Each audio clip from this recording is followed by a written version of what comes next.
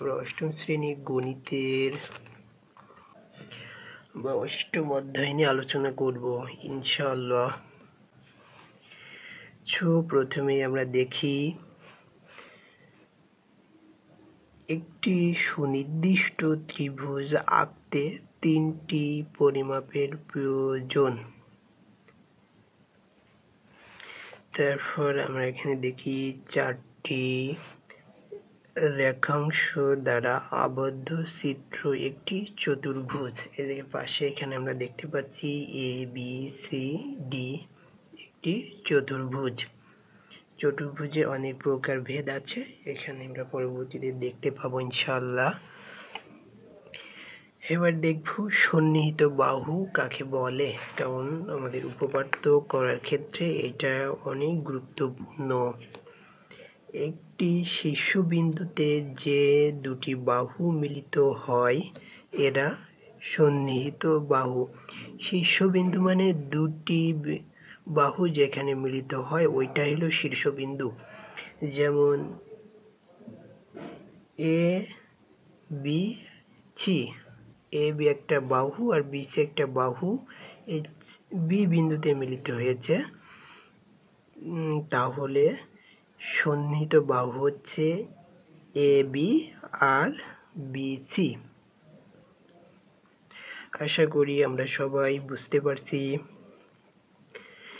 এবার দেখব চতুর্ভুজের পরিসীমা বলতে কি বুঝে। বলছে চতুর্ভুজের বাহুগুলোর দৈর্ঘ্যের সমষ্টিকে এর পরিসীমা বলে।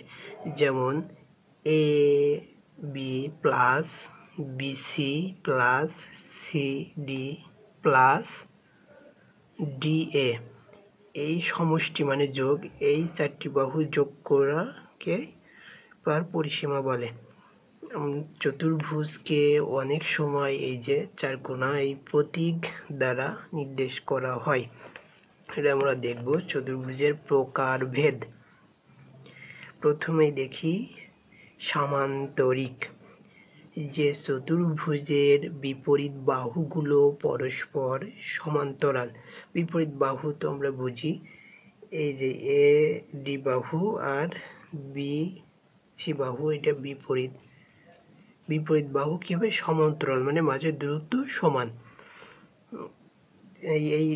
এই পাশেও বিপরীত বাহু, পাশে ওই পাশে আছে, দেখবো চিত্র ইনশাআল্লাহ পরে। তারপরে সামান্তরিকের সীমাবদ্ধ ক্ষেত্রকে সামান্তরিক ক্ষেত্র বলে। যে বিপরীত পাশে আমরা চিত্রটা দেখব। এই যে সামান্তরিক মানে এই বিপরীত বাহু বলতে এই বাহু এই বাহু আর এই বাহু এই বাহু কি পরস্পর বলছে সমান্তরাল, মানে দূরত্ব মানে ভিতরের দূরত্ব সমান। এই যে এই পাশে দূরত্ব সমান, এই পাশে দূরত্ব, তাই সমান্তরাল। এবার এখন দেখবো আমরা আয়ত কাকে বলে।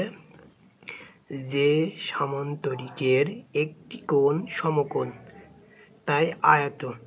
আয়তের 4টি কোণ সমকোণ। আয়তের সীমাবদ্ধ ক্ষেত্রকে আয়তক্ষেত্র বলে।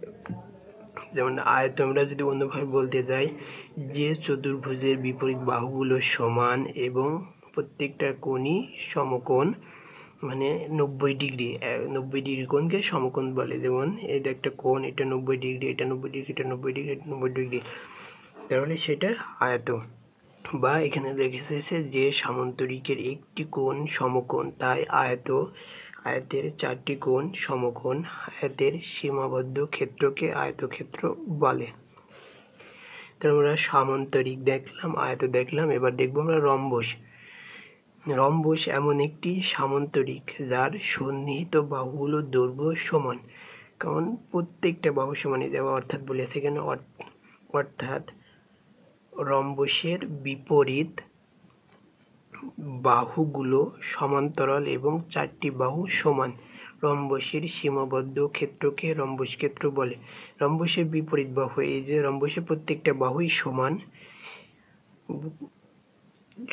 এবং কোণগুলো সমকোণ নয়। আমরা যদি অন্যভাবে বলি তারপরে যে চতুর্ভুজের প্রত্যেকটা বাহু সমান কিন্তু কোণগুলো সমকোণ নয় তাকে রম্বস বলে।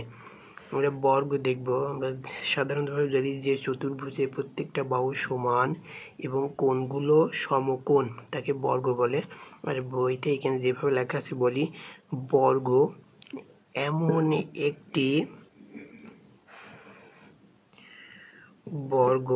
এমন একটি আয়ত যার সন্নিহিত বাহুগুলো সমান।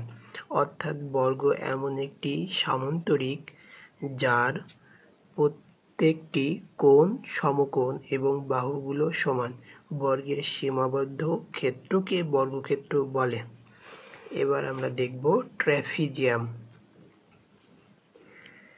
ট্র্যাপিজিয়াম যে চতুর্ভুজে এক জোড়া বিপরীত বাহু সমান্তরাল, এক জোড়া, এইটা আর এইটা মানে এক জোড়া, একে ট্র্যাপিজিয়াম বলে। ট্র্যাপিজিয়ামের সীমাবদ্ধ ক্ষেত্রকে ট্র্যাপিজিয়াম ক্ষেত্র বলে।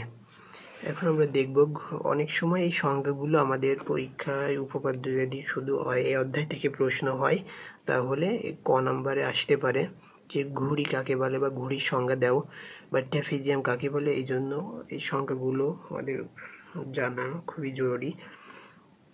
ঘুড়ি মানে যে চতুর্ভুজের দুই জোড়া সন্নিহিত বাহু সমান, একে ঘুড়ি বলে। এই যে দুই জোড়া, এই দুটো বাহু সমান আর এই দুটো বাহু সমান, তাই বলছে যে যে চতুর্ভুজের দুই জোড়া সন্নিহিত বাহু সমান একে ঘুড়ি বলা হয়।